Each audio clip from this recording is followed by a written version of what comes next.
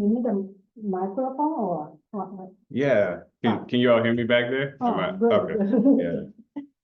I didn't know. I'm projecting today, so just get set up here. So yes, first I just want to thank the entire Sangha for having me. Osa Sensei, thank you for having me as well. A lot of you I've been able to meet online or I've seen online, but it's very good to see you in person. And for those who I'm seeing you the first time, again, really, really nice to meet you.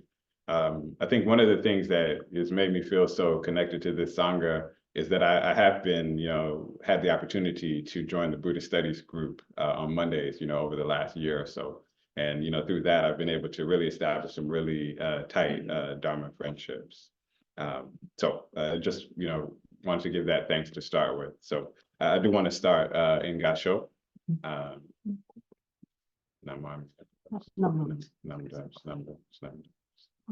Okay. So today, I really kind of want to share how I came to the Dharma with you.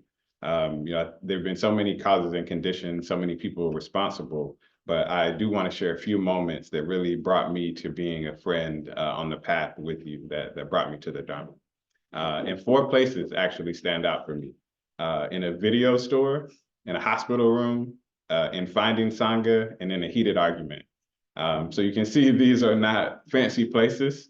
This is just kind of the Dharma showing up in everyday life, which is one of the things that I think makes Jodo Shinshu so beautiful, which is why I'm not only Buddhist, but Jodo Shinshu in particular, because of that everyday nature of finding the Dharma. So the first place is a video store. I was about 12 years old, and it was probably a Friday, because on Fridays, often me and my mom would go to Blockbuster Video. After work, she would be getting some videos for herself and my father. If I had been doing good in school, I could maybe get a video game or a movie as well. And so I'd been doing okay that week, and this Friday in particular, she picks up the movie Kundun. And this movie, some of you may have seen it, it's about the Dalai Lama's early life and eventual escape and exile from Tibet. And I remember the first thing that stuck out to me is that there was a kid on the cover. And so that meant I could probably watch it with my parents that weekend. So that was the thing that had me kind of the most excited about it. But I also remember just the clothes that he was wearing. They were a really bright, beautiful yellow. And so when I watched that movie that weekend, I remember really being in awe, right? I was in awe of the geography of Tibet. I was in awe of the culture of Tibet. And I think I was really in awe of the love poured into a child, right?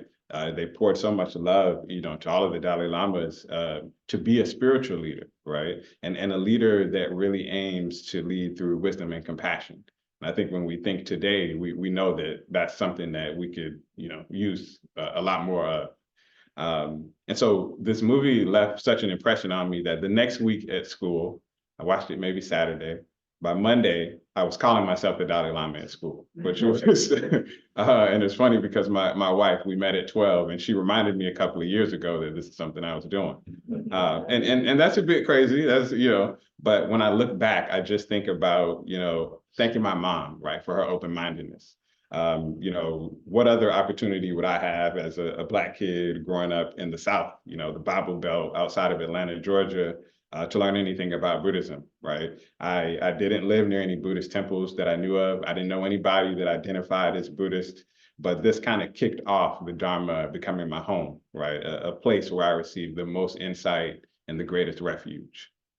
So, I think this is just a testament to the multiple forms that the Dharma takes and, the way that it shows up often inconceivably in our lives. So that's the first place. The second place that I encountered the Dharma, and it's not limited to these 4, but I'm giving you 4 kind of snapshots. It's in a children's hospital room in Ann Arbor, Michigan. I told you about my initial exposure to Buddhism, but after that, for the next 2 decades or so, it was really kind of minimal, right? I knew of Buddhism, but, I wasn't really, that deep into it. But our daughter, Sati, who some of you, met today, is really who made me begin to take Buddhism seriously. Sati was born with sickle cell anemia, which is potentially a lifelong, blood disorder that causes red blood cells to sickle. And so sometimes what that means is she'll have really painful episodes. And, sometimes it requires hospitalization. And, when she has to go to the hospital, sometimes she's taking painkillers like morphine, oxycodone. So really hard, stuff because the pain is extreme. And I remember the first time we had to take her to the hospital for sickle cell, she was about 2. And it was just earth shaking, right? One of the things I talk about is that there's not really much that can prepare you to see your child in that level of pain, right? Because it's not anything you can do, at the time that it hits. If you had $1 million, it wouldn't matter, right? If you could call 100 doctors, it wouldn't matter because it's there at that point in time. And so, I think, what makes it so gut wrenching as a parent also, they can strike at a moment's notice, without warning. And again, there's not really much you can do about it. You give pain meds, you can apply heat on the parts of the body that are hurting, but it takes time, right? And the pain, it comes in waves, and sometimes it wakes her out of her sleep, and sometimes she's sleeping and you can't get sleep because you're worried, so, sometimes you kind of feel helpless until the storm kind of passes.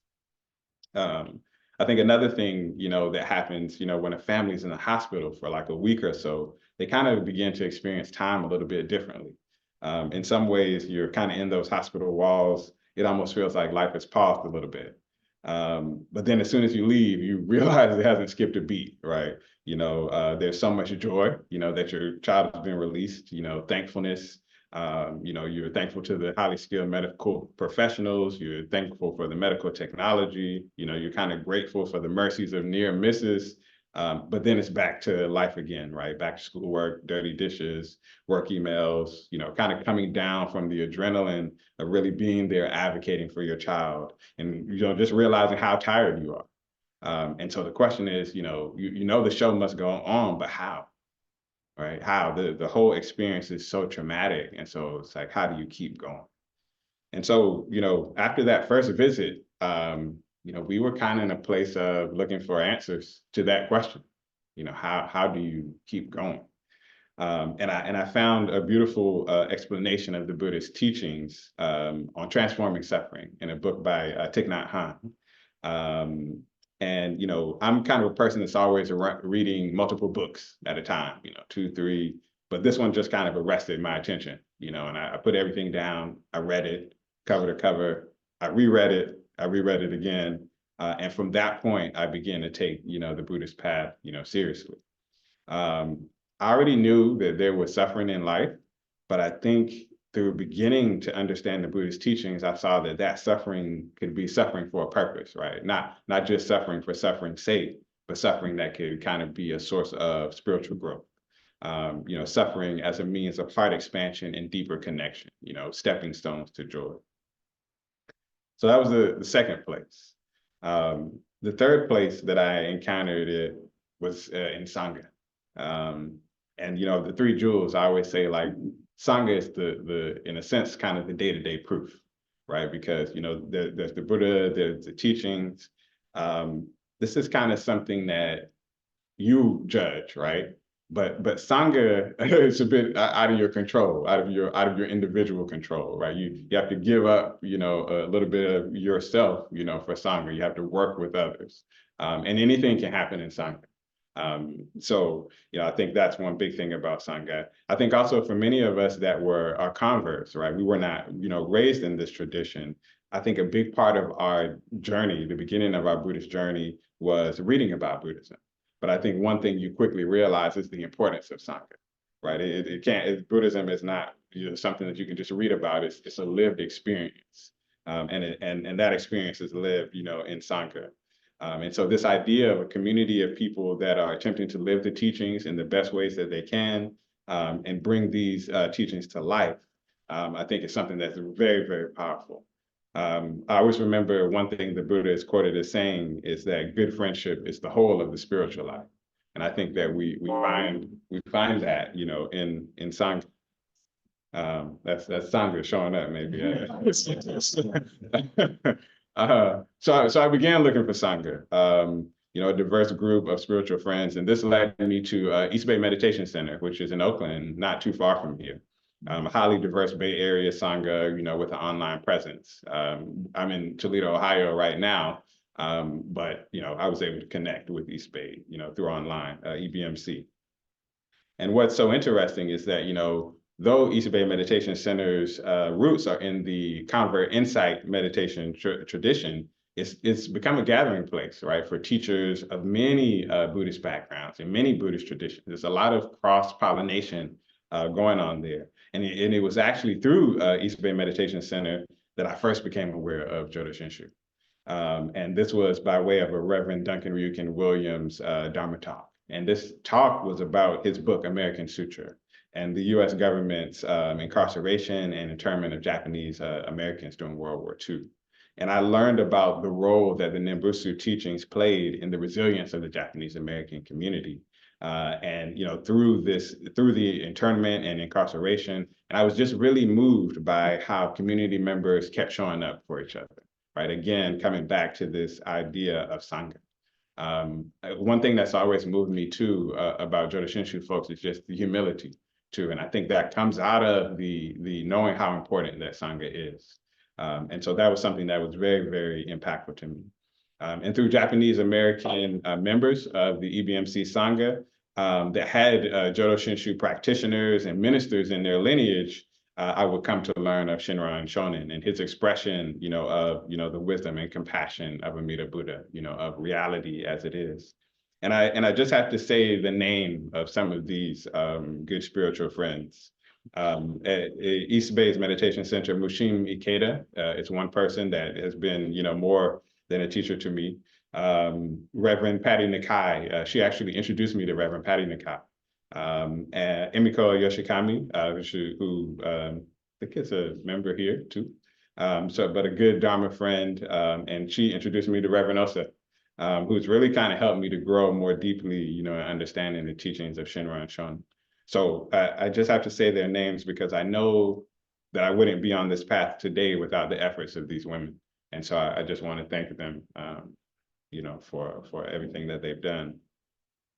And so the last encounter that I'll share today is kind of the most interesting, exciting one is, encountering the Dharma in a heated argument.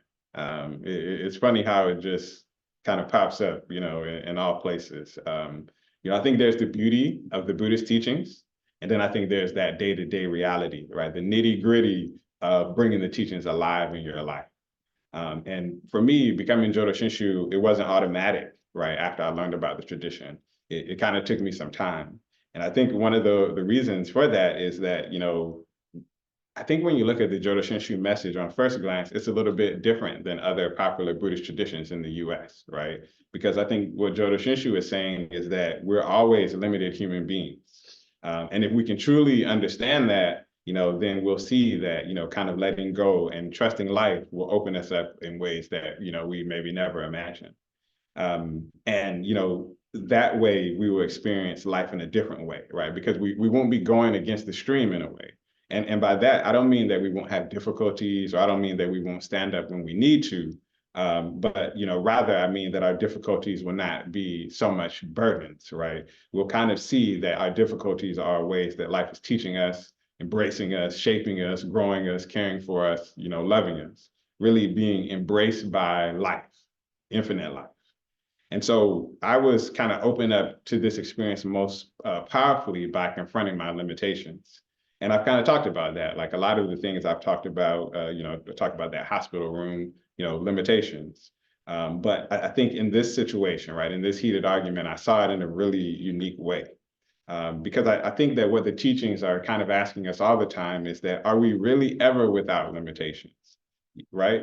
Again, there are times that we must act, but when we act, what's in our mind? Is it a feeling of pride, how great I am? Or is it a feeling of gratefulness, how fortunate we are? And so, I guess what I'm saying is I had to get a real good glimpse of how limited I was before I could truly start to fully begin to start appreciating Jodo Shinshu and the things that Shinran taught. And again, for me, this happened in that heated argument. And so, just to kind of, zoom you into it, right? We were really kind of giving it to each other. And I just remember feeling so self-righteous in that argument, right? So sure, so justified. And then something really weird happened to me. And I didn't have any of the teachings consciously in my mind, at the time, but I think they must have been somewhere in my subconscious. But it was like something just kind of pulled the plug, right, on that, self-righteous stream of thought. And, I was in the argument, but I was kind of able to see it from a different vantage point, right? All of a sudden, I couldn't see my perspective as superior to the perspective of the person, I was in the argument with. Um, to some degree, I couldn't even muster the anger, right? Because I wasn't at that moment even sure, well, what exactly am I so angry about right now? And even the words from the other person, that I was arguing with were landing differently. What once kind of felt like verbal attacks to me, kind of now more so felt just like a different perspective. And this is a situation where I still don't fully know what happened in that moment. In some ways, it wasn't very conceptual. I don't know if I just short circuited. Maybe I just got tired of arguing. Maybe it was a glimpse of Shinjin. I don't know, right? But I do know in that moment, I clearly saw how foolish I was. And I'm not talking about just foolish in the moment, but I mean holistically, 100% bumbled, right? And I saw how limited I was at all times. And so, when I look back at feeling helpless in the hospital room, I look back at my chance encounter with Kundun, at Blockbuster, I could see that the Dharma had always been there, right? With me, with everyone else, encouraging us to trust life and not be limited in a life that ends and begins with us, right? But to instead see this greater sense of life that includes us, but embraces all of us. And so as my conceptual mind was kind of coming back, all I could think about was the Buddha's teachings. All I could think about was Namu Amida Butsu. And I think for me, that's when I knew, right? That's when the Nimbutsu became real for me.